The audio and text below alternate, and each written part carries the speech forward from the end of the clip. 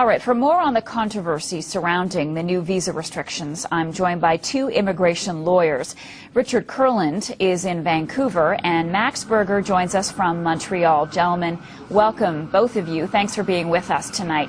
First, I'd like to get your thoughts on these new rules. Do we need them? Mr. Kurland, let's start with you. Yeah, we need them. The top source country for Canada's refugee determination system is Mexico, over half the inventory. We're shelling out $50 million of taxpayer dollars just at the tribunal level to monitor this flow. There's a low acceptance rate, about 15%, and it's an immigration loophole. When they claim refugee status, they're entitled to a one-year work permit. They get 1 year legal work experience, and then they can leave the country, come through the front door, and qualify under our selection system. It's a loophole that had to be shut. Max Berger, your thoughts? Well, our refugee program is here to make sure that those who need protection are able to get it. A visa is justified when there's evidence that there's a flood of bogus claimants who are coming to this country. In the case of Mexico, I'm not going to disagree with Richard. In 2008, a full 25% of refugee claimants coming here were from Mexico, and it had an acceptance rate of about 11% from our Immigration and Refugee Board. So I'm not going to quarrel with the minister in imposing the visa on Mexico, but the Czech Republic is entirely a different story. The statistics, again from the Refugee Board, show that in 2008, 94% of these claims were accepted. In the first quarter of this year, 81% were accepted. So it shows that these are genuine refugee claimants, and the effect of imposing a visa is shutting the door on those who need Canada's protection. Richard, you're shaking your head. I am, with reason. First of all, we are not shutting the door on refugee claimants. The eligibility criteria have not been adjusted. A person who makes it to Canada can claim refugee status from the Czech Republic.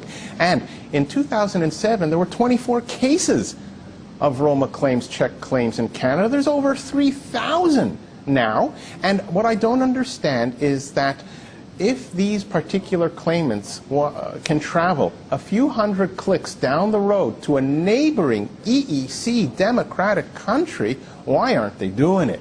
We offer too good a deal over here. We meet our international obligations for asylum, but we have the right to control our borders. It's a sovereignty issue.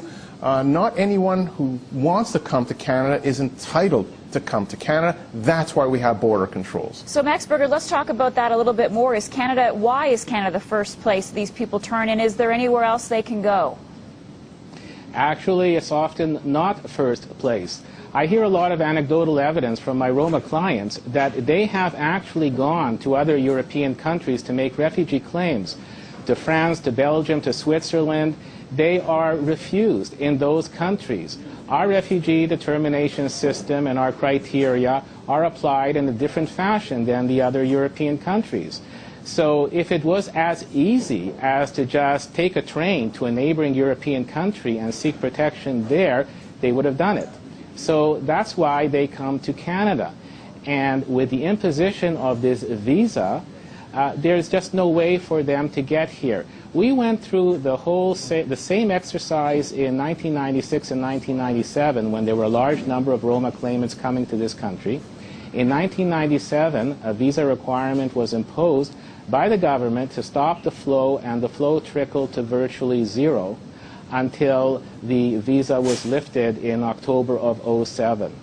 So the bottom line is, contrary to what the Minister of Immigration is saying, he doesn't believe that these are genuine refugees. He's gone on record as saying that the Czech Republic is hardly an island of persecution in Europe. But no, his own refugee board is coming to different conclusions in the way they are deciding these refugee claims. Richard Kurland? Yeah. It's just that the impression that all Europe is closed to Roma